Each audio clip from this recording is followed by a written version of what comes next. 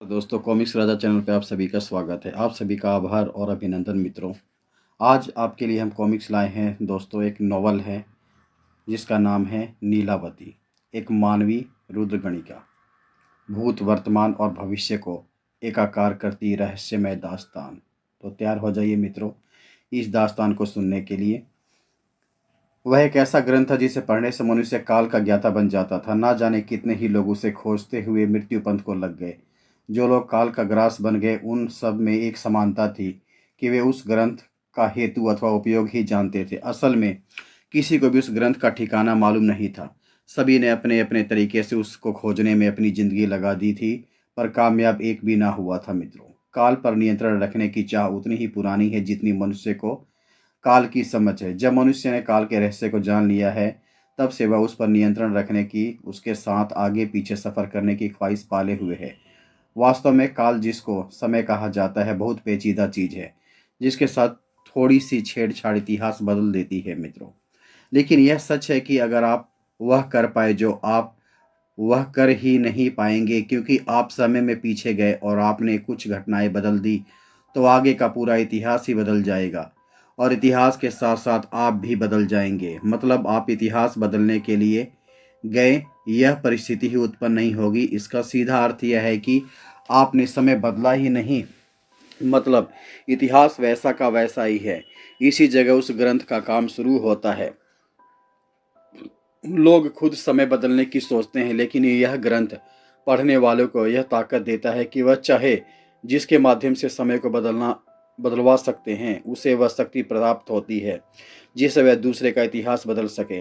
लेकिन यह सब सुनी सुनाई बातें हैं मित्रों। आज तक किसी ने अपनी आंखों में से उस ग्रंथ को नहीं देखा, सिर्फ उसका नाम और उसके कारनामे सुने हैं। उस ग्रंथ का नाम है नीलावती।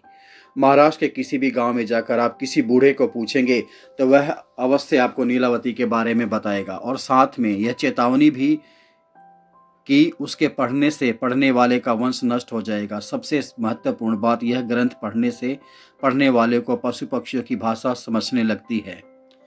तंत्रिका में हमेशा से माना जाता रहा है कि पशु पक्षियों का समय मनुष्यों के समय से अलग तरह से चलता है। मनुष्यों के लिए जो काल एक दिन का होता है, वही चींटियों के लिए कई सालों का हो सकता है। और दूसरी मान्यता यह कि समय जितना ही सूक्ष्म होकर परिवर्तित किया जा सकता है। यह सब तब की बातें हैं जब वह ग्रंथ मिल जाए और उसे पढ़ने की कला अवगत हो। क्योंकि वह ग्रंथ मिल भी जाए तो वह किसी मानवीय लिपि में नहीं है, पैशाच लिपि में लिखा हुआ है। पैशाच लिपि को जानने के वाला कोई भी मनुष्य इस सृष्टि में नहीं है। कहा यह जाता रहा है कि हिमालय की गुफा कंदराओं में बैठे साधु मुनियों में से कईयों को यह रहस्यमय लिपि आती है, लेकिन वह कहाँ है यह कोई भी नहीं जानता। तो पूरी बात यह है कि वह ग्रंथ कैसा है यह कोई नहीं जानता, ना वह कहाँ है यह, ना उसके पढ़ने का तरीका ही। लेकिन उस ग्रंथ से क्या किया जा सकता है यह जानने से ही कोई भी उसे खोजने के लिए प्रवृत्त हो जाता है। कोई भी का मतलब जिसे किसी अलौकिक कार्य में अति रुचि हो मित्रों। ग्रंथ को खोजने का पहला चरण यह था कि ग्रंथ की खोज कहाँ से शुरू करें। जिन्होंने उस ग्रंथ के बारे में सुना है, उन्होंने भी उनसे सुना है जिन्होंने उस ग्रंथ के बारे में सिर्फ सुना है, देखा नहीं। और ऐसा ही यह श्रृंखला पता नहीं कहाँ तक जा सकती है। नीलावती के बारे में एक और बात प्रसिद्ध है मित्रों कि उसे जानने वाला एक मनुष्य आज भी जीवित है। उसे लोग बाजिंद कहते हैं और वह महाबलेश्वर के जंगलों में रहता है। कहते हैं कि उसकी आयु 1000 वर्ष से भी ज्यादा है।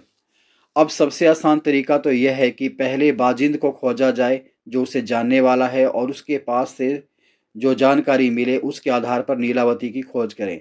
और एक बात आपको और बता दूं, जो लोग नीलावती के पीछे थे वह चाहे जिस भी काल में हुए हों या फिर किसी भी जगह से हों, उनमें से एक समानता थी।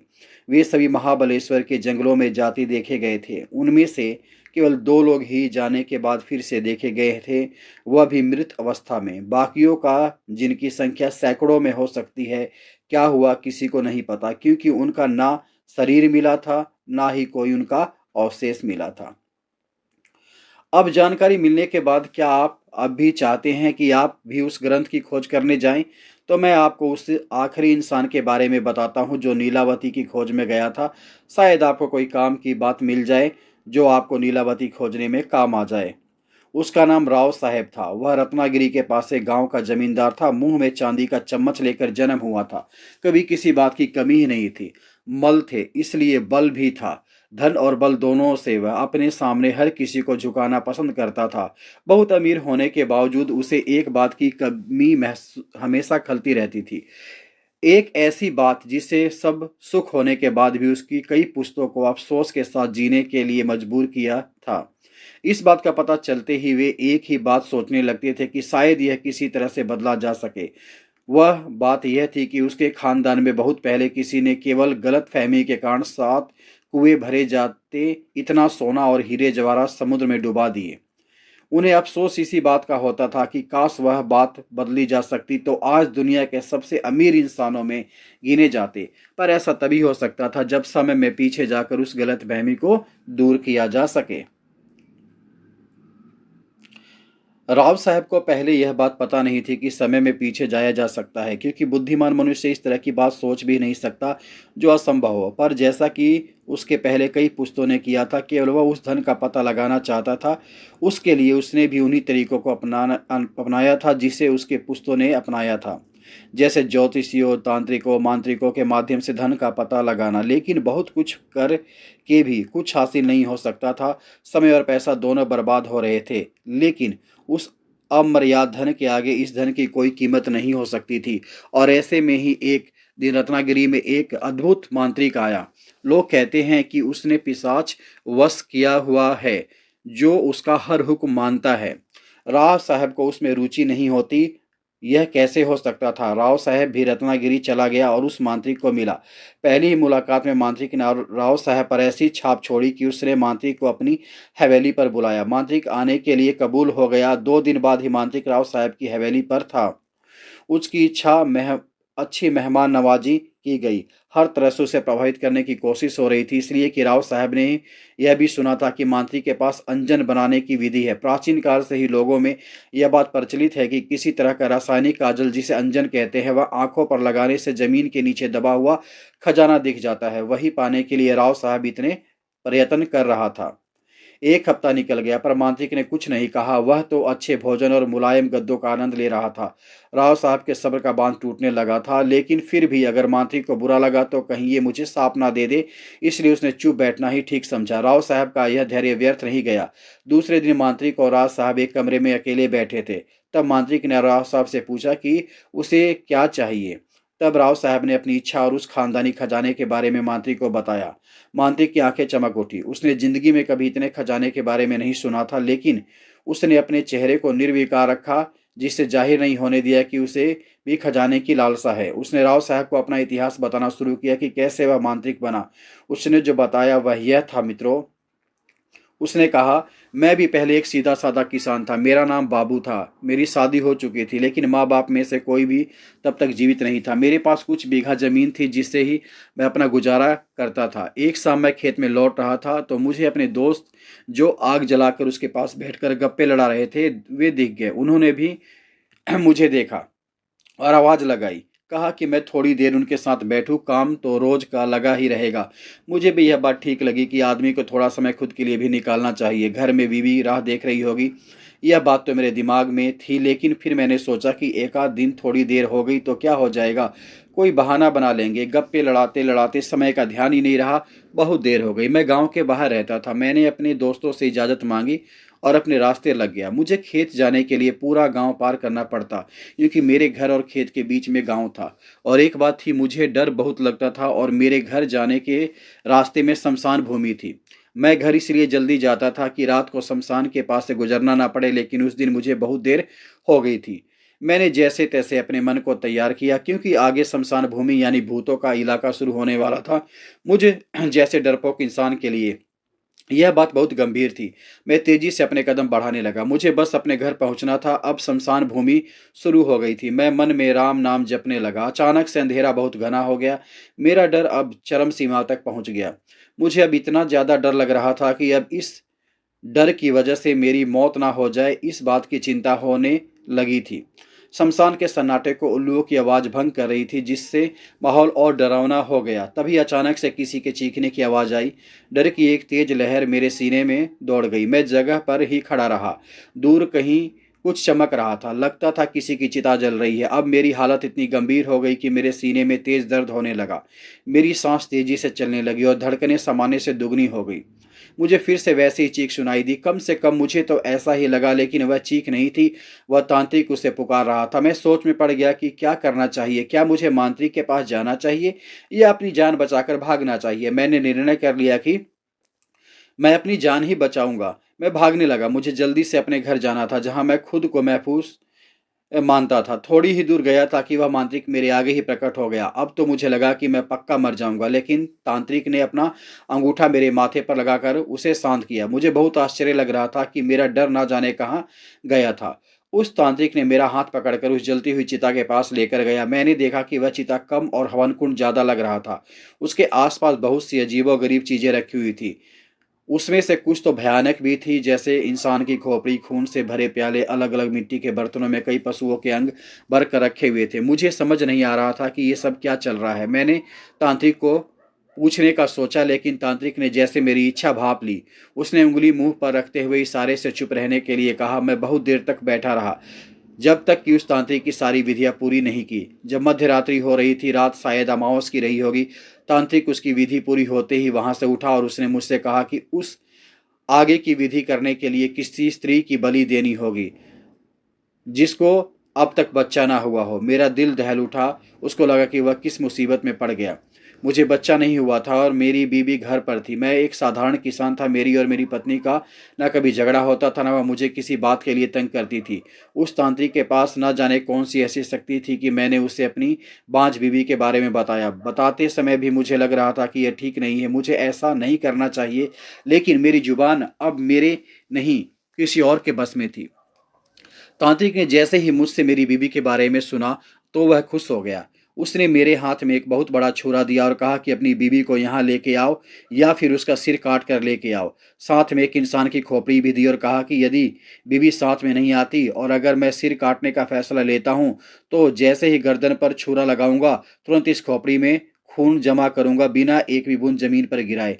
मैंने छुरा हाथ में पकड़ लिया। मुझे आश्चर्य हो रहा था कि मैं ऐसा क्यों कर रहा था। मैं घर की तरफ जाने लगा, जहां मेरी बीवी सोच रही होगी कि उसका पति हर रोज दिन ढलने से पहले खेत में से लौट आता है, लेकिन आज ऐसा क्या हुआ कि मध्यरात्रि के बाद भी वह नहीं आ पाया। शायद उसने बहुत देर तक मेरी राह देखी थी और वैसे ही दरवाजे के पास सो गई। मेरा घर सुनसान इलाके में नहीं था। मेरे घर के आसपास भी थोड़ी दूरी पर कई घर बनाए हुए थे, लेकिन देहात में लोग जल्दी सो जाते हैं। दो चार कुत्तों के अलावा कोई दिख नहीं रहा था। हालांकि कुत्ते कोई नए इंसान गुजरने पर भौंकते जरूर थे, लेकिन मुझसे उनकी पहचान थी, इसलिए वह हिले तक नहीं। मैं अपने घर की तरफ बढ़ा। दरवाजा अंदर से बंद किया था। घर में कुछ था नहीं तो चोरी का कैसा डर, सिर्फ आगे धकेला हुआ था। मैंने सोचा यह अच्छा हुआ। अगर दरवाजा बंद होता तो बीवी जाग जाती, जिससे सारा पासा पलट सकता था। बीच बीच में मुझे हैरानी भी हो रही थी कि मैं इतना निर्दयी कैसे हो सकता हूँ, जो किसी तांत्रिक के कहने पर अपनी बेगुनाह बीवी को बेवजह मार डाले। लेकिन यह मेरा दिमाग सोच रहा था। शरीर कृति इससे बिल्कुल विपरीत, जैसे कोई और मेरे शरीर को चला रहा हो। मैं दरवाजा धकेल कर अंदर गया तो वहीं पर मेरी बीवी सोती हुई दिख गई। मेरा दिमाग जोर जोर से चिल्लाने को चाहता था। मैं चाहता था कि बीवी को चिल्लाकर उठा दूं और भाग जाने के लिए कहूं, लेकिन मैं कुछ नहीं कह पाया। मैंने धीरे से छुरा और खोपड़ी बगल में रख दी। अब मेरे हाथ बहुत सफाई से बीवी का गला घोट रहे थे। मेरी अभागी बीवी को आंखें खोलने तक का मौका नहीं मिला। वह घुटने छूटने के लिए बहुत छटपटाई, लेकिन सिर्फ कुछ पल के लिए, और फिर सब कुछ शांत हो गया। बाबू का मन बहुत व्याकुल हो गया, लेकिन शरीर से वह वैसा ही निर्विकार था। मैं अपने घर में थैला ढूंढने लगा जिसमें छुरा और खोपड़ी रख सकूं। मुझे थैला मिल गया। मैंने थैले में छुरा और खोपड़ी रखी, थैला कंधे पर लटका दिया, फिर धीरे से अपनी बीवी का शव उठाकर कंधे पर ले लिया और घर से बाहर आया। बाहर से कुंडी लगाकर घर बंद किया और शमशान की ओर बढ़ा, जहां वह तांत्रिक मेरी राह देख रहा था। शमशान में पहुंचने के बाद मैंने अपनी बीवी का शव सवन कुंड के पास लिटा दिया और तांत्रिक को कहा कि मैं उसकी गर्दन काटने का धैर्य नहीं कर पाया। तांत्रिक ने कहा कि वह यह काम खुद कर लेगा। तांत्रिक ने मुझे बैठने का इशारा किया और उसने दूसरी विधि प्रारंभ कर दी। उसने मेरी बीवी के शव की मांग भरी। हवन कुंड की अग्नि जब तक बहुत ज़्यादा प्रज्वलित हो गई, उसने बड़ी सफाई के साथ मेरी बीवी का सर धड़ से अलग कर दिया। खून की धारा बहने लगी, जो तांत्रिक ने पहले से ही नीचे पकड़े इंसानी खोपड़ी में गिर रही थी। क्योंकि उस मरे ज़्यादा देर नहीं हुई थी, तो खून अभी भी गर्म था। जब खोपड़ी खून से पूरी भर गई, तो तांत्रिक ने आधे से ज़्यादा खून हवन कुंड में डाल दिया। थोड़ा खून जो बचा था, वह उसने कुछ मंत्र बोलने के बाद घूट घूट कर पीने लगा। मैं बिल्कुल सुन्न हो गया। ऐसा घोरी कृत्य मैंने कभी सपने में भी नहीं देखा था, जैसा मेरी नज़रों के सामने घट रहा था। तांत्रिक ने खून पीने के बाद उसी छुरे से मेरी बीवी के गले से नाभि तक एक चीरा लगाया और उसमें हाथ डालकर दिल, आंतें, गुर्दा आदि अंग निकाल कर उसे अग्नि में डाल रहा था। साथ ही भयानक आवाज़ों से मंत्रोच्चार भी कर रहा था। यह सब अगले 1 घंटे तक चलता रहा। जब मेरी बीवी के कपड़ों के अलावा कुछ नहीं बचा, तब वह सब थम गया। अब शमशान का सन्नाटा महसूस होने लगा था। कभी कभी चट चट आवाजें करती हवन कुंड की लकड़ियों की आवाज़ों के अलावा कोई हलचल नहीं हो रही थी। अग्नि पहले से ज़्यादा धू धू कर जल रही थी। तभी घना कोहरा छाने लगा, लेकिन सिर्फ मेरे और तांत्रिक के आसपास जैसे एक घेरा बन रहा हो। हवन कुंड से एक भयानक पिशाच प्रकट हो गया। उसने तांत्रिक से कहा कि वह उसका कोई भी हुक्म मानेगा, और पूछा कि अभी उसे क्या करना है। तांत्रिक ने कहा कि फिलहाल उसको कुछ नहीं करना, लेकिन जब मैं बुलाऊं तब उसे आना होगा। पिशाच ने ये बात मान ली और वह उसी तरह उसको हरे में गायब हो गया जैसे वह आया था। तांत्रिक ने मुझसे कहा कि हमें अब यहाँ से निकलना होगा, क्योंकि थोड़ी ही देर में सूरज निकल आएगा और यदि किसी ने हमें यहाँ देख लिया तो बहुत हंगामा हो जाएगा। तांत्रिक ने सारा सामान समेट लिया और मुझसे भी कहा कि वह वहाँ मौजूद हर एक निशानी को मिटा दे, जिससे वहाँ घटी घटनाओं के बारे में पता चल सकता हो। मैंने भी वही किया जो उसने मुझसे कहा। सब हो जाने के बाद तांत्रिक शमशान के पीछे के रास्ते से निकलने लगा। उसने मुझे भी अपने साथ आने के लिए कहा। हवन कुंड और बाकी सब तांत्रिक विधियों की चीज़ें हटाने के बाद से ही मैं पहले जैसा बन गया था और डर से कांपने लगा था। मुझे समझ में आ गया था कि मेरे यहाँ से कितना बड़ा गुनाह हुआ है। मैं तांत्रिक को पूछने लगा कि मेरे साथ उसने क्या किया था, लेकिन तांत्रिक ने जवाब दिया कि अगर मैं उसके साथ चलूँ तो मुझे सब कुछ बता दिया जाएगा। वैसे भी अब वहाँ पर रहना मेरे लिए अच्छा नहीं होता। यही सोचकर मैं उसके साथ चल पड़ा। लगभग 4 दिन तक सफ़र करने के बाद हम दोनों रात को उस खंडर में पहुँचे जहाँ वह तांत्रिक रहता था। मैंने वहाँ पर देखा, वहाँ भी वैसी अघोरी चीज़ें दिखाई दी जैसे शमशान में थी। फ़र्क यह था कि तब मैं उन सब का हिस्सा नहीं था, लेकिन अब ना चाहते हुए भी मेरी ज़िंदगी में दाखिल हो चुकी थी। यह मेरी भविष्य का हिस्सा बनने वाली थी।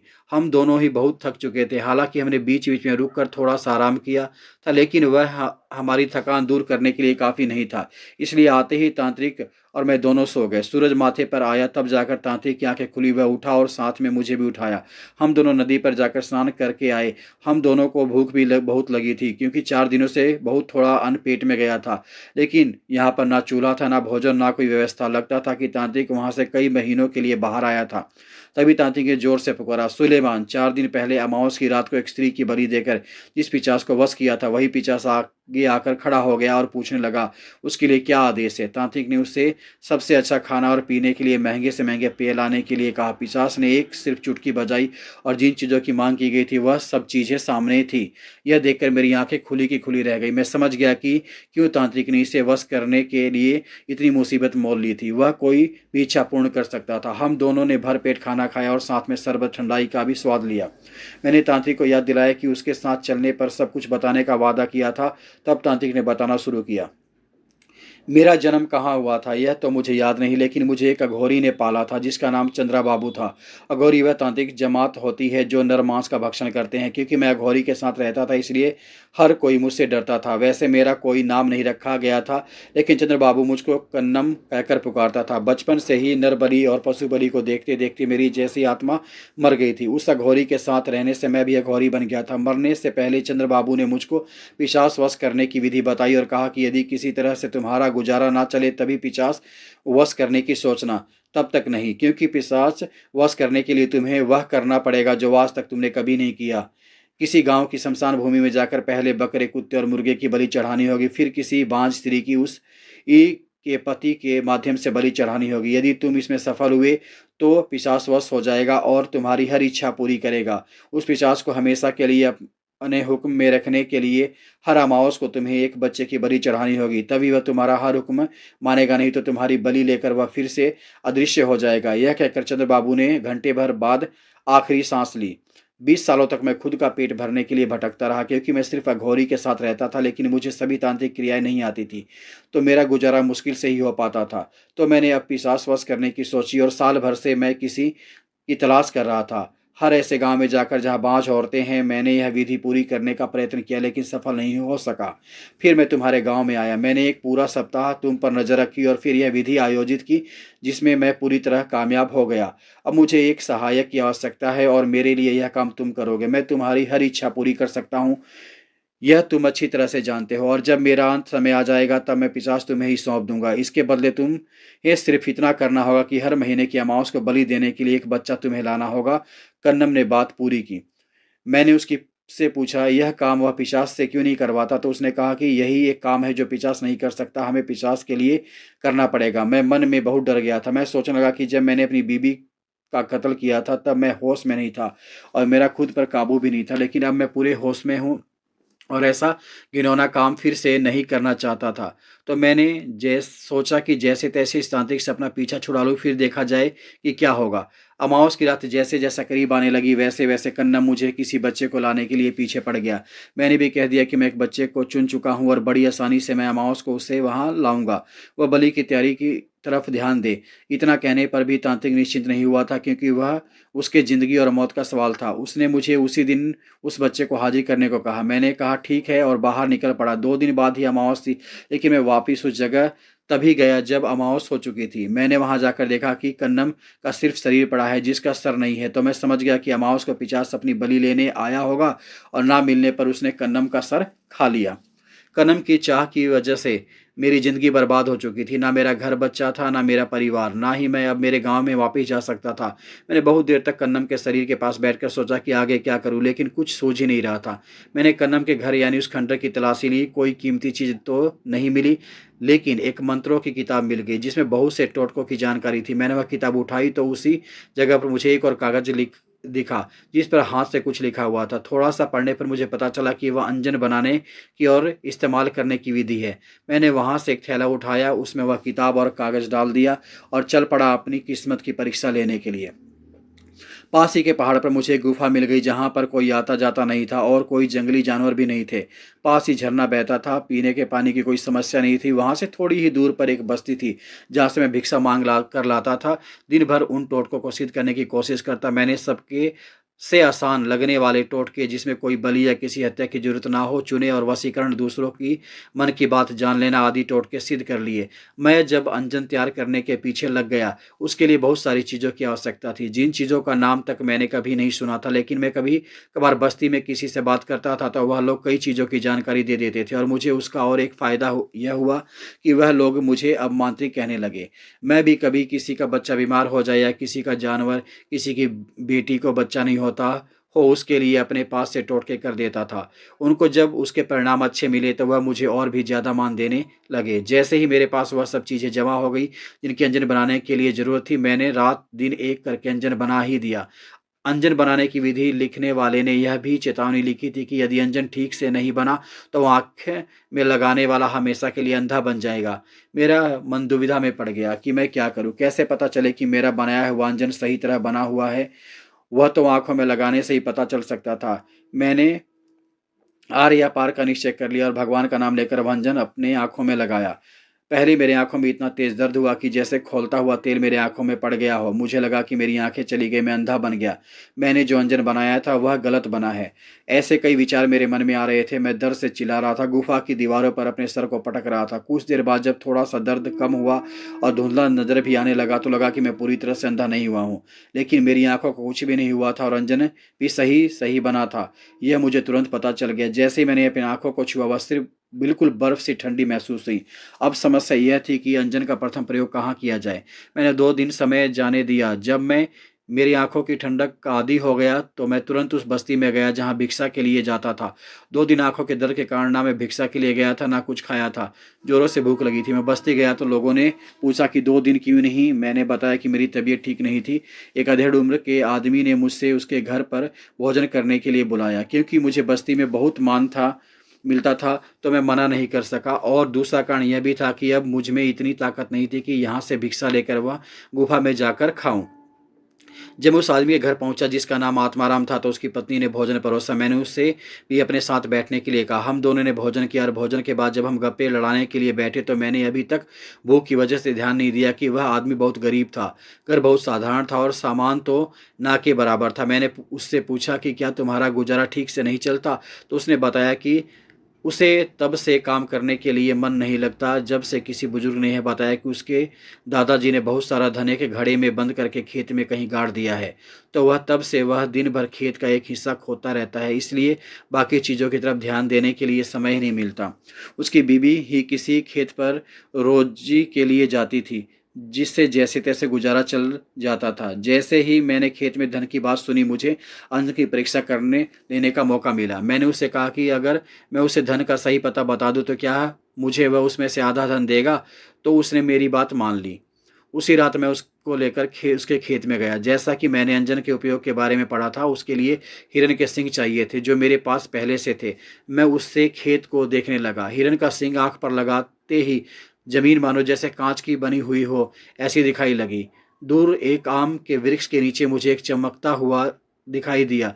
मैं आत्माराम के साथ उस वृक्ष के पास गया तो मैंने फिर से हिरन का सींग आंखों पर लगाया और उससे के जड़ की तरफ देखने लगा। मेरे आश्चर्य का ठिकाना नहीं रहा जब मैंने स्पष्ट रूप से एक पीतल का घड़ा उसके अंदर के सोने सहित जमीन के अंदर कम से कम 3 हाथ नीचे देखा। मैंने आत्माराम को वहां खोदने के लिए कहा क्योंकि वह 10-12 सालों से सिर्फ खोदने का ही काम कर रहा था। तो उसने कुछ ही देर में 3 हाथ गहरा गड्ढा खोद डाला और घड़ा साफ तौर से दिखाई देने लगा। हम दोनों ने मिलकर वह ऊपर निकाला और जो बहुत वजनदार था। उसमें बहुत सारे सोने के सिक्के थे।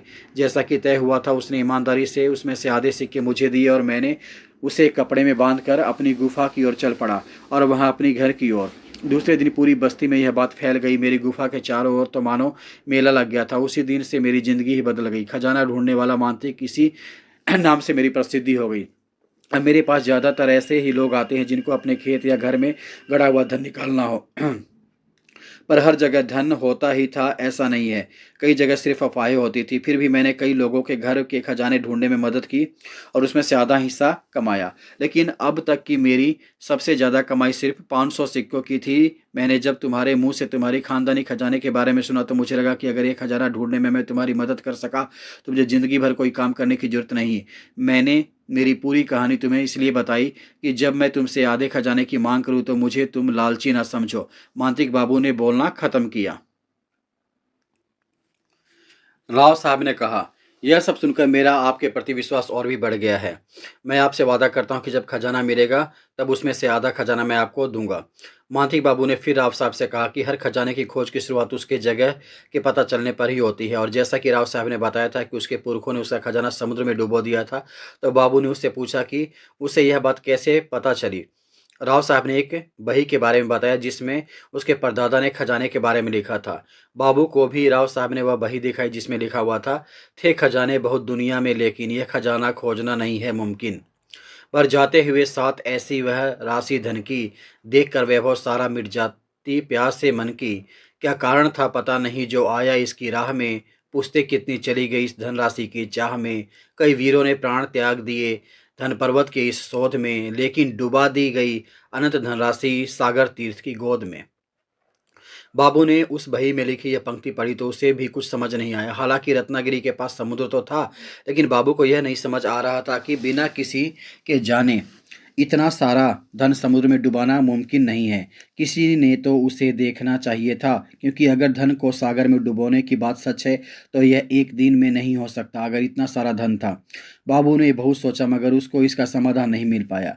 उसने वह बही फिर से देखी तो उसे कई पन्नों पर कुछ उल्टे अक्षर जो आसानी से नजर भी नहीं आते और पढ़े भी नहीं जाते थे दिखाई दिए। उसने उस कागज को उठाकर प्रकाश की ओर पकड़ा तो कुछ अक्षर नजर आए। उसने वह अक्षर कागज पर उतार दिए। वह उल्टे दिख रहे थे, इसलिए आईने के सामने पकड़ लिए तो उसे एक नाम नजर आया, नीलावती। मानती ने जल्दी से राव साहब को बुलाया और उसे इसके बारे में बताया जो उसे अभी पता चला था। नीलावती नाम सुनकर राव साहब भी चौंक गया, क्योंकि मांत्रिक बाबू और राव साहब भी महाराष्ट्र के बाकी के लोगों की तरह इस प्राचीन लोक कथा के बारे में जानते थे कि नीलावती नाम का एक ग्रंथ है जिसमें पशु पक्षियों की भाषा समझी जा सकती है, लेकिन इसका संदर्भ इस खजाने से कैसे है यह समझ नहीं आ रहा था। राव साहब ने हवेली पर एक नौकर काम करता था जिसका नाम था माणिक।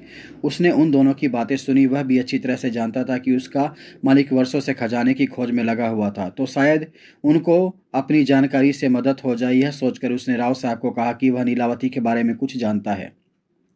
राव साहब ने बताने को कहा तो उसने बताया कि सुना है नीलावती के समय में पीछे जाने का भी ज्ञान लिखा हुआ है। शायद आपके पुरखे उसकी मदद से वह खजाना खोजना चाहते हों। राव साहब और मांत्रिक बाबू दोनों ही इस बात से सहमत हो गए, क्योंकि नीलावती के बारे में जितनी भी किंवदंतियां प्रचलित थी उसमें से यह भी एक थी। राव साहब ने पूछा, लेकिन माणिक, ये बताओ कि नीलावती असल में है भी या नहीं, क्योंकि मैं आज तक कईयों के मुंह से इसके बारे में सुना है, लेकिन मुझे एक भी इंसान ऐसा नहीं मिला जिसने पढ़ने की बात तो दूर नीलावती देखा भी हो। वह कहाँ है यह तो मैं नहीं जानता, लेकिन उसे खोजने के लिए कहाँ जाना पड़ेगा यह बता सकता हूँ, क्योंकि मैंने सुना है कि उसके अनुसार महाबालेश्वर के जंगलों में बाजिंद रहता है। उसे नीलावती के बारे में जरूर पता होगा, क्योंकि वह भी जानवरों की भाषा बोलता है, माणिक ने बताया। ठीक है, तो फिर हम खुद ही बाजिंद को ढूंढेंगे और उससे नीलावती के बारे में पता लगाएंगे। इतने सालों के बाद जब आकर कोई सुराग मिला है खजाने के बारे में, तो अब इसे ऐसे ही जाने नहीं दे सकते। मांत्रिक ने भी सहमति दर्शाई। राज साहब और बाबू दोनों ही महाबालेश्वर के जंगल में के छोर पर खड़े थे। उन्होंने अंदर जाने से पहले किसी को पूछना ठीक समझा, क्योंकि किसी जानकारी के बिना वे उस घने जंगल में महीनों भटके तो भी उनके हाथ कुछ लगने की आशा नहीं थी। थोड़ी ही दूर एक गुडरिया गडरिया भेड़ चरा रहा था। राव साहब और मातिक बाबू दोनों उसके पास गए और उसने बाजिद के बारे में पूछने लगे कि अगर उनको बाजिद को ढूंढना हो तो कहाँ जाना चाहिए। पहले तो गडरिये ने बताने से साफ मना कर दिया और कहा कि ये वे दोनों अगर अपने जान की सलामती चाहते हैं तो वापस लौट जाएं। वे लोग पहले नहीं हैं जिन्होंने बाजिद के बारे में जानने की कोशिश की। कोई आज तक बाजिद को ढूंढ नहीं पाया था और उसका साफ मानना था कि बाजिद बस एक कोरी कल्पना है और कुछ नहीं। लेकिन राव साहब और बाबू अपनी जीत पर अड़े रहे। उन्होंने कहा कि बाजिद कोरी कल्पना भी हो तो वह खुद अपने से उसकी जांच करना चाहेंगे, क्योंकि इतनी दूर आकर वह खाली हाथ लौटना नहीं चाहते थे। तब गडरी ने कहा कि वह उन्हें रास्ता दिखाने के लिए तैयार है। उसने उन दोनों को बेताल की एक मूर्ति के पास लाकर छोड़ा जिसे बरसों से किसी ने नहीं पूजा था।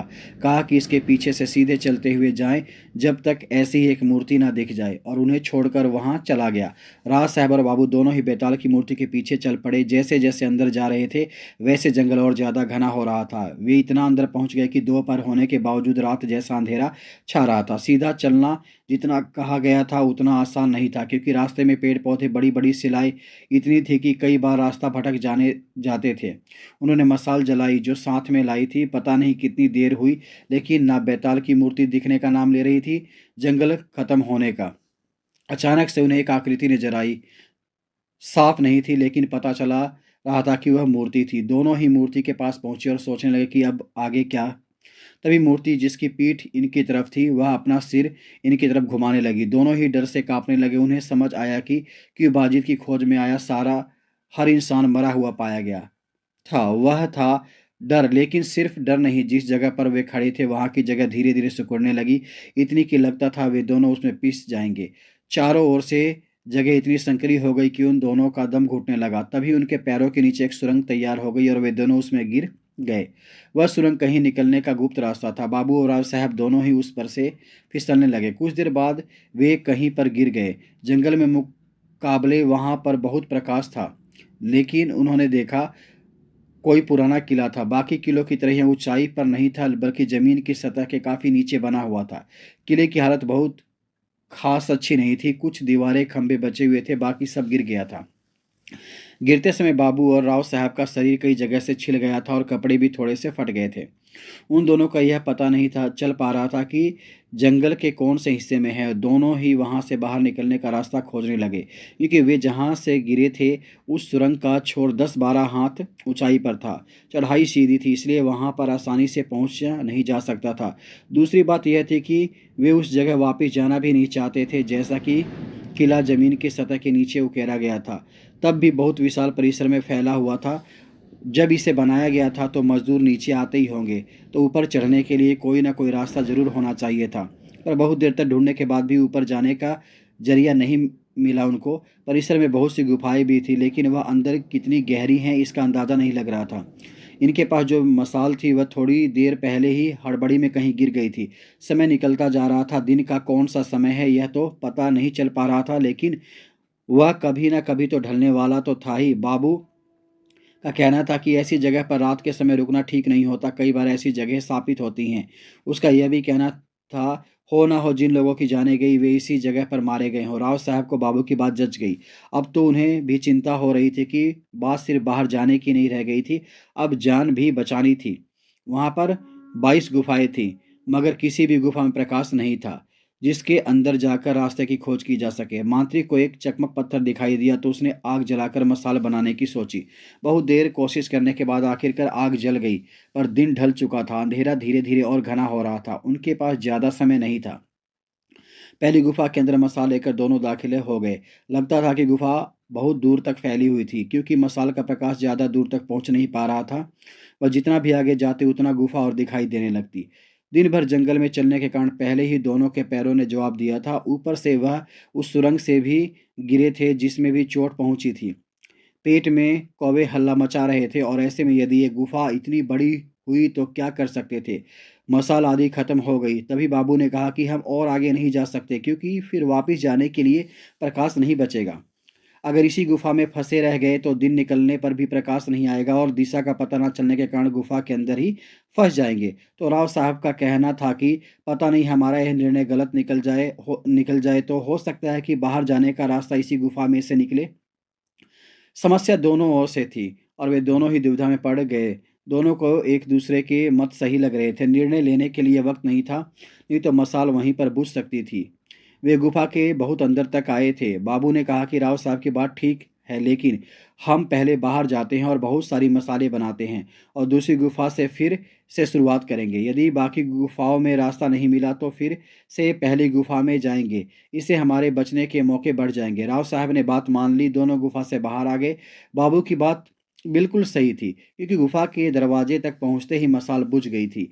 रात को क्योंकि तारे नजर आ रहे थे, तो बाबू जो रात को खजाने निकालने के लिए जाते समय तारों से ही समय का अंदाजा लगाया करता था, वह समझ गया कि आधी रात बीत चुकी है। अब खतरा पहले से ज्यादा बढ़ चुका था, क्योंकि रात का यही समय था जिसमें सभी अनहोनी घटनाएं हुआ करती हैं।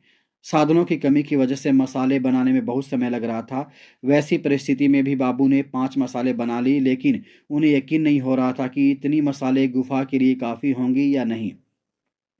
बाबू भी थक गया था। उसका मन तो कह रहा था कि रास्ता खोजना जरूरी है, लेकिन तन साथ नहीं दे रहा था। उसे विश्राम की सख्त जरूरत थी। राव साहब की स्थिति भी इससे अलग नहीं थी। दोनों ने सुबह होने का इंतजार करने का फैसला किया और बाहर ठंड लग रही थी, इसलिए उस गुफा के अंदर सोने चले गए जिसमें वे पहले आ चुके थे। वे ज्यादा अंदर नहीं गए थे। दोनों लेट गए। भूख और थकान के मारे उनका बुरा हाल था। लेटते ही दोनों की आंखें लग गई। तभी राव साहब को कहीं से पायल की आवाज़ सुनाई दी। पहले उसने सोचा कि यह उसका वहम होगा। कभी कभी थकान की वजह से दिमाग भ्रम पैदा करने लगता है। फिर से वैसी आवाज़ जब अब की बार बाबू की आंखें खुल गई और वह उठकर बैठ गया। राव साहब को पहले से उठा देकर बाबू जान गया कि उस अकेले को आवाज़ नहीं सुनाई दी है। फिर से पायल की आवाज़ आई, इस बार ज़्यादा तेज। दोनों को डर तो बहुत ज़्यादा लग रहा था, लेकिन उसका सामना करने के अलावा उन दोनों के पास कोई रास्ता भी तो नहीं था। एक दूसरे का हाथ थामे हुए दोनों गुफा के बाहर निकले और देखने लगे कि आवाज़ कहाँ से आ रही है।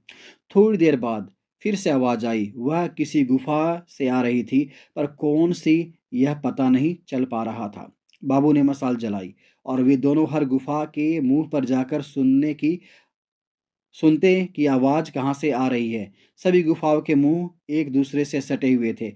वे जैसे ही 13वीं गुफा के पास पहुंचे, आवाज़ ज़्यादा ही तेज हो गई। वे दबे पांव गुफा के अंदर जाने लगे। डर सब हद से ज़्यादा बढ़ने लगा। बाबू का पहले का डरपोक स्वभाव फिर से उभर आ गया और उसके पांव थर थर कांपने लगे। वे गुफा के काफ़ी अंदर चले गए, लेकिन जितना वे आगे जाते थे, आवाज़ उतनी ही अंदर से आती हुई लगती थी। तभी बहुत दूर कहीं एक टिमटिमाती रोशनी दिखी, बिल्कुल बाबू के हाथ की मसाल जैसी। वे धीरे धीरे उस ओर बढ़ने लगे। वह रोशनी गुफा के अंदर बनी और एक गुफा से आ रही थी। वे उस छोटी गुफा के मुहाने तक पहुंच गए और जैसे ही अंदर का दृश्य देखा तो दंग रह गए। एक किशोर वयीन लड़का जिसके हाथ में एक लाठी थी, उसमें घुंघरू बांधे हुए थे, वह अपनी लाठी जमीन पर मार रहा था। उससे पायल जैसी आवाज निकल रही थी। उसके आसपास जंगल के हर एक जानवर का एक एक प्रतिनिधि उपस्थित था, जैसे उन सब की सभा हो रही हो और वह लड़का उनका नेतृत्व कर रहा हो। वह लड़का प्रत्येक जानवर से बात कर रहा था। बाबू और राव साहब समझ गए कि यह वही है जिसकी तलाश वे कर रहे हैं। वाजिद गुफा में शेर, भेड़िया, लोमड़ी, लकड़बग्गा, हिरन, मोर, सांप, बिच्छू आदि कई प्रकार के जंगली पशु थे। जंगल में जिनका आपस में बैर होता था, वे जानवर भी एक दूसरे के पास बैठे हुए थे। बाबू और राज साहब हैरान रह गए। वे सोच रहे थे कि अंदर कैसे जाएं। कहीं किसी जानवर ने हमला कर दिया तो। ये गुफा के अंदर तो आ गए लेकिन आगे नहीं बढ़े। तभी उस लड़के की नज़र उन पर पड़ी। उसने अपना सिर हिलाकर उनको पास आने के लिए कहा। बाबू और राज साहब दोनों भी उसके पास चले गए। उस लड़के का चेहरा इतना आकर्षक था कि ना बाबू ने ना ही राव साहब ने इतना खूबसूरत इंसान अपनी पूरी जिंदगी में देखा था। उसने सिर्फ एक धोती पहनी हुई थी। उसका बदन बेहद गठीला था। पुष्ट भुजाएं थी, लंबे बाल कंधे पर झूल रहे थे और मुस्कान के तो क्या कहने, कोई इंसान ही क्या जानवर भी उस मुस्कान का कायल हो जाता। उसके चेहरे पर एक अजीब सी शांति थी जो उन्होंने किसी के चेहरे पर नहीं देखी थी आज तक। संसार के सभी सुविधाओं से दूर सिर्फ इन जानवरों के बीच रहकर भी वह इतना खुश दिखता था जितना खुश संसार का सबसे अमीर इंसान भी ना हो। लड़के ने उनसे पूछा कि वे यहाँ कैसे पहुँचे। यह उसे मालूम है लेकिन उनके यहाँ आने का हेतु क्या है, वह यह जानना चाहता था। उसने कहा कि यदि वे नीलावती के बारे में जानने आए हैं तो मुश्किल है कि वे यहाँ से जिंदा वापस जाएं। उन्हें मारा नहीं जाएगा, लेकिन नीलावती का रहस्य भी यह था कि उसे एक बैठक में सुनना पड़ता था। लड़के का कहना था कि वह एक बैठक में उसे सुना सकता था, लेकिन सुनने वाले में इतनी क्षमता न होने के कारण वे अपनी जान से हाथ धो देते थे। तब राव साहब ने कहा कि उन्हें नीलावती के बारे में सिर्फ इतना जानना है कि उनके किसी पुरखे ने लिखी किताब का उससे क्या संबंध है। उनकी जानवरों की भाषा समझने में कोई रुचि नहीं है। और अपने खानदानी खजाने, बाबू से मुलाकात और उस गुफा तक पहुंचने की पूरी कहानी बताई। तब लड़के ने कहा, मेरा कोई नाम नहीं। मैंने यहाँ आने वाले लोगों के मुंह से ही सुना है कि लोग मुझे बाजिंद के नाम से जानते हैं। लोग समझते हैं कि मैं जानवरों की भाषा जानता हूँ। यह नीलावती की वजह से है, लेकिन मैंने उस ग्रंथ को पढ़कर जानवरों की भाषा नहीं सीखी। खुद रुद्रगणिका नीलावती ने मुझे यह भाषा सिखाई है। क्या नीलावती स्त्री थी? यह हमें नहीं पता था। हमने सिर्फ इतना ही सुना है कि नीलावती नाम का एक ग्रंथ है जिसे पढ़ने से जानवरों की भाषा समझती है। राव साहब ने समझ आती है। राव साहब ने कहा, लेकिन आप नीलावती के बारे में क्यों जानना चाहते हैं, जरा बताइए। बाजिद ने उनसे प्रश्न किया। राव साहब ने अपनी जेब में रखा हुआ कागज निकाला जिस पर खजाने का उल्लेख किया गया था और जिस पर लीलावती अक्षर उल्टे लिखे हुए थे। वह कविता पढ़ने के बाद बाजिद मुस्कुराने लगा। बाबू और राज साहब दोनों उसके चेहरे की तरफ देखने लगे। बाजिद ने कहा कि इसका उत्तर तो बहुत ही आसान है। बाजिद ने कहानी शुरू की, क्योंकि यह मेरे जन्म से पहले की बात है और मेरी उम्र अभी 1100 साल है, तो यह घटना बहुत पुरानी है। आप इसे ध्यान से सुनिए, क्योंकि इस कहानी में आपके खजाने का रहस्य छिपा हुआ है। पहले के लोग बहुत ही अक्लमंद थे। वे जानते थे कि मनुष्य प्रकृति के साथ इतना नहीं एक रूप हो पाता जितना पशु, पक्षी, पेड़ पौधे होते हैं। इसी से वे इस सृष्टि में अपना वजूद बनाए रखते हैं। वे प्रकृति के नियमों के बारे में हमसे बहुत ज़्यादा जानते हैं। सोचिए, हजारों पक्षी बिना किसी दिशा दर्शक के एक जगह से दूसरी जगह जाते हैं प्रत्येक वर्ष। कैसे यह वे कर पाते हैं? प्रकृति अपनी भाषा है जिससे वह हमसे संवाद करती है। मनुष्य को भी वह भाषा समझती है, लेकिन फिर जैसे जैसे मनुष्य यंत्रों का सहाय लेने लगा, उसे प्रकृति के साथ संवाद करने की आवश्यकता कम लगने लगी। जिन लोगों को अब भी प्रकृति के रहस्य जानने थे, उनके लिए उसका एकमात्र जरिया था जानवर, जिनसे बात करके वह उन रहस्यों को उजागर कर सकता था। तो हमेशा से ही वह जानवरों की भाषा सीखने की कोशिश में लगा हुआ था। हालांकि कामयाब कोई विरला ही होता था, वह भी एकाध जानवर की भाषा में, परंतु इतना काफी नहीं था। फिर किसी ने जाना कि बच्चे का जन्म हो जाने के बाद यदि उसको पहली बार पिलाए जाने वाला पानी जंगल में रख कर जब सभी पशु, पक्षी, जानवर पी ले तो उसका एक एक घूंट बच्चे को उन सभी जानवरों की भाषा का ज्ञान बनाएगा जिन्होंने वह पानी पिया है। जिससे यह बात खोजी थी, वह मनुष्य थी नीलावती का था नीलावती का पिता। जब नीलावती पैदा हुई थी, उसके 3 दिन पहले उसके पिता ने जंगल में एक बर्तन में पानी भरवा कर रखा था। उन 3 दिनों में जंगल के लगभग सभी जानवरों का मुंह उस पानी को लग गया था। नीलावती पैदा होने के तुरंत बाद उसको वह पानी पिलाया गया। उसका प्रभाव हुआ कि वह चिड़िया, चींटी, कौवे, कुत्ते आदि बहुत से जानवरों की भाषा समझने लगी। वह जानवरों की भाषा समझती थी तो उनको उन्हीं की भाषा में उत्तर देती। लेकिन जब गांव के लोगों ने यह सुना कि छोटी सी लड़की के मुंह से इंसानी भाषा से पहले जानवरों की आवाज़ें निकल रही हैं, तो उन्होंने उसके पिता से कहा कि यह लड़की शापित है। इससे गांव पर कोई संकट आ सकता है, तुम इसे जिंदा नहीं रख सकते। नीलावती के पिता ने गाँव वालों को समझाया कि यह सिर्फ उसके किए हुए प्रयोग का नतीजा है, पर किसी ने उसकी एक ना सुनी। पंचायत बैठाई गई। सभी ने एक मत से निर्णय लिया कि ऐसी लड़की जो जानवरों की आवाज़ें निकालती हो, उसे जीने का कोई अधिकार नहीं। हो सकता है उसके माध्यम से जंगली श्रापद सांप बिच्छू गांव में घुसे और हमारे बच्चों को प्रियजनों को नुकसान पहुंचाए। इससे पहले कि यदि इस लड़की को मार दिया जाए तो उसकी नौबत ही नहीं आएगी। नीलावती के पिता ने यह प्रयोग इसलिए किया था कि उसे पशुओं की अद्भुत दुनिया का रहस्य समझने थे कि कैसे भूकंप, उत्पात काल, बाढ़, बारिश का परिणाम और समय इसका पता इन जानवरों को पहले से चल पाता है। यदि इससे यह बातें जान ली जाए तो यह हम मनुष्य भी कितने संकटों से रक्षा कर सकते हैं अपनी। जब पंचायत के निर्णय का पता नीलावती के माता पिता को चला तो उनके पैरों तले जमीन ही खिसक गई। नीलावती की माँ ने कहा कि हमें कैसे भी करके इस लड़की को बचाना चाहिए। जिन पशुओं की भाषा जानने की वजह से इसकी जान खतरे में पड़ गई है, अब वे ही इसकी रक्षा करेंगे। सिर्फ 12 दिन की नीलावती को लेकर उसके माता पिता जंगल की ओर भागे और उसे लेकर वहीं रहने लगे। नीलावती को भी जंगल बहुत पसंद आया और जंगल के श्रापदों को भी नीलावती भाग गई। सभी जानवर जिनकी नीलावती भाषा बोलती थी वे नीलावती से बहुत प्यार करते थे। जिनकी भाषा नहीं आती थी उनकी भाषा नीलावती सहवास से सीख गई। वे 2 साल की होने तक नीलावती जंगल के किसी भी जीव की भाषा बोल और समझ रही थी और साथ ही अपने माता पिता के साथ मनुष्य की भाषा भी बोल रही थी। उसके पिता का जो सपना था वह साकार हो चुका था। उन्हें ऐसे ऐसे रहस्य नीलावती के माध्यम से पता चल रहे थे जो कभी कानों से भी नहीं सुने थे।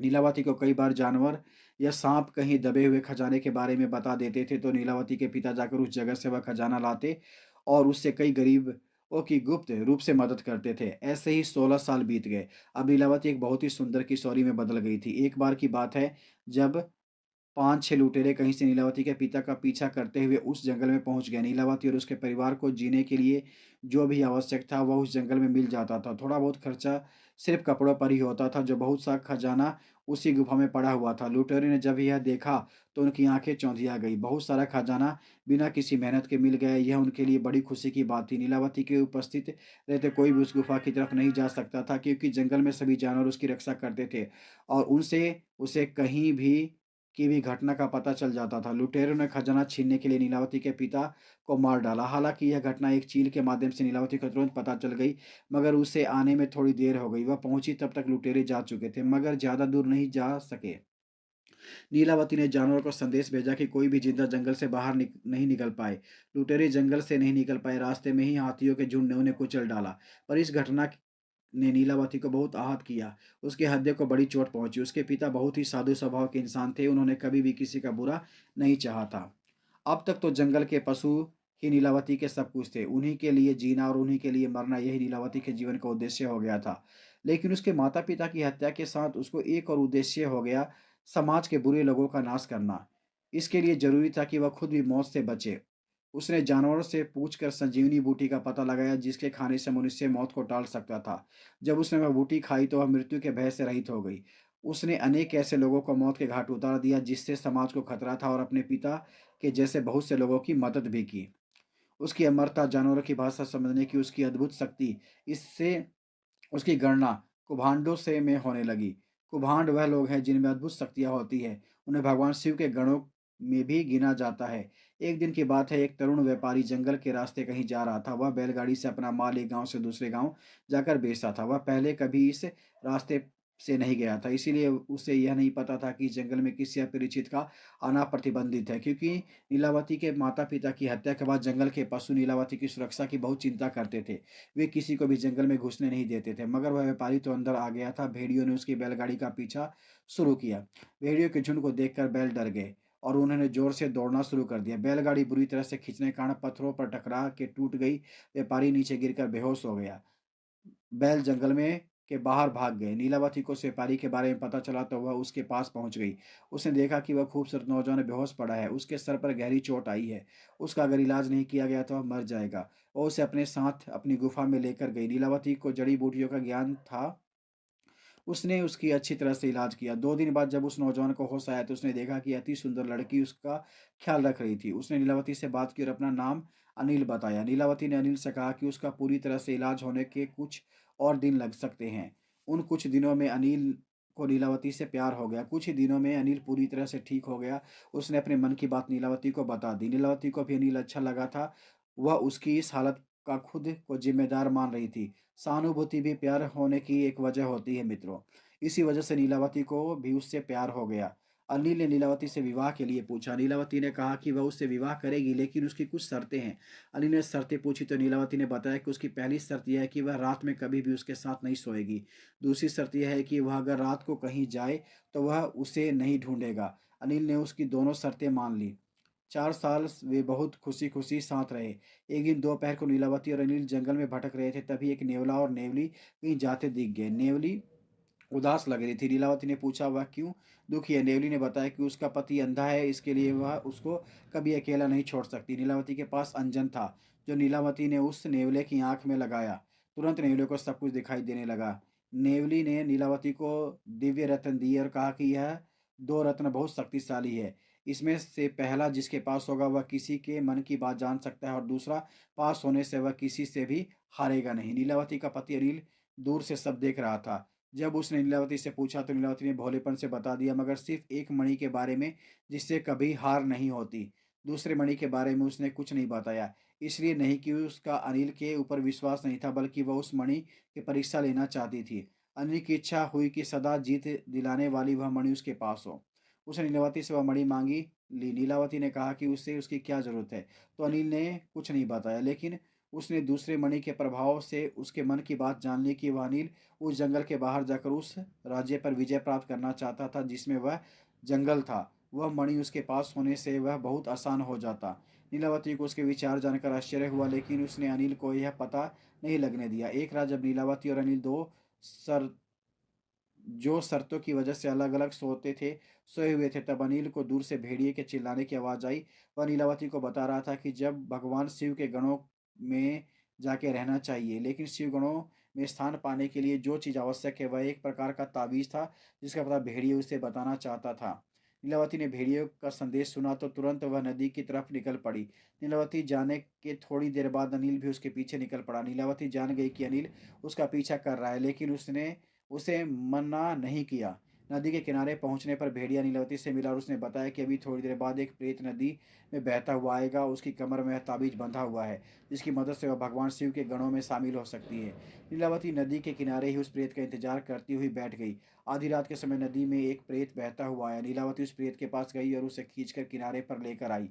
अनिल पूरी घटना पेड़ के पीछे छुप कर देख रहा था। नीलावती की पीठ अनिल की तरफ थी, तो उसे वह क्या कर रही थी यह नहीं दिख रहा था। नीलावती ने प्रेत के कमर में बंधा ताबीज देखा। वह बहुत ही विशेष दिख रहा था और खुद से चमक रहा था। नीलावती ताबीज खोलने लगी, लेकिन वह इतनी मजबूती से बंधा था कि छूटने का नाम ही नहीं ले रहा था। नीलावती ने आसपास देखा कि काटने के लिए कोई चीज मिल जाए, लेकिन पत्थर भी नहीं थे, सिर्फ रेत ही थी। नीलावती दांत से रस्सी काटने के लिए प्रेत के ऊपर झुक गई। अनिल जो पीछे से घटना देख रहा था, उसे लगा कि नीलावती प्रेत खा रही है। वो बहुत डर गया और भागकर गुफा में जाकर बैठ गया, जिससे नीलावती का कुछ पता ना चले। अनिल को नहीं पता था कि नीलावती ने उसे के पीछे उसे आते हुए देख लिया था। बड़ी मुश्किल से वह ताबीज निकालने के बाद नीलावती उसे लेकर अपनी गुफा में आ गई। अनिल वहीं पर बैठा हुआ था। उसने पूछा कि वह कहाँ गई थी। नीलावती ने उसे विवाह के वक्त की शर्त याद दिलाई, लेकिन अनिल ने कहा कि वह सब जानता है। वह मुर्दा खाने के लिए गई थी और उसे अब ऐसी औरत से कोई संबंध नहीं रखना है। वह उसे छोड़कर जा रहा था। नीलावती ने उसे रोका नहीं, पर समझाने की कोशिश की कि वह मुर्दा नहीं खा रही थी, पर अनिल कुछ सुनने की हालत में नहीं था। वह तुरंत वहां से चला गया।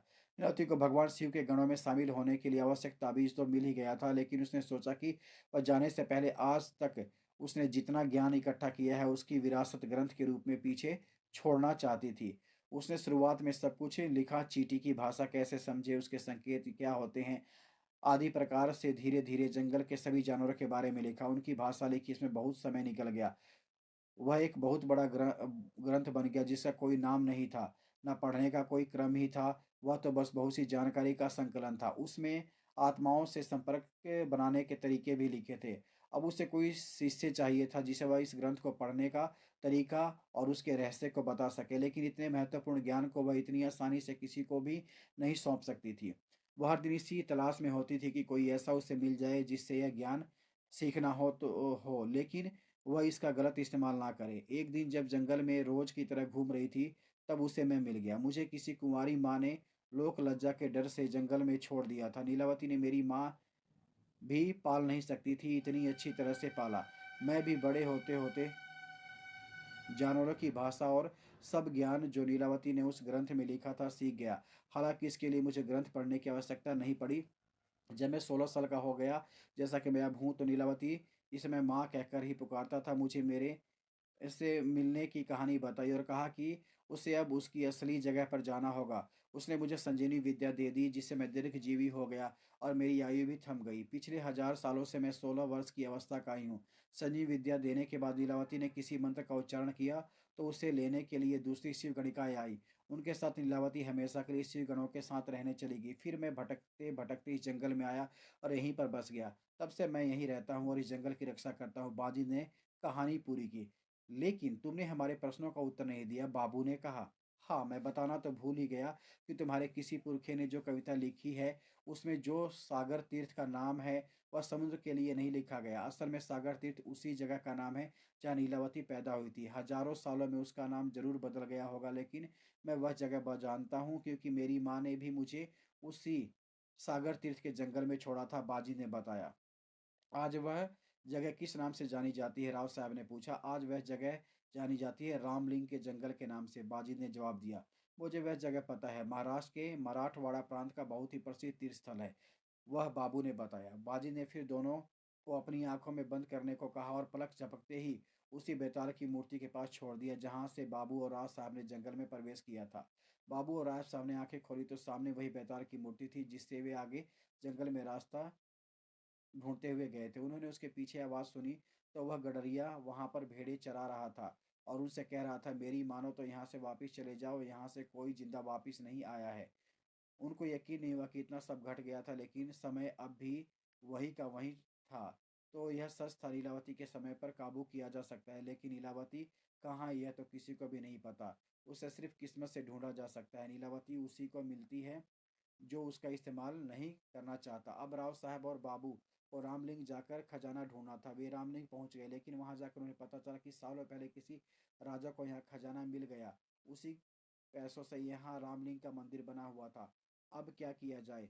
सब खत्म हो गया, खजाने की खोज भी और लीलावती की तलाश भी। खजाने का इस्तेमाल हो चुका है। लीलावती भी बाजिद के पास सुरक्षित थी। यह थी उस आखिरी इंसान की कहानी जिससे नीलावती की खोज की थी।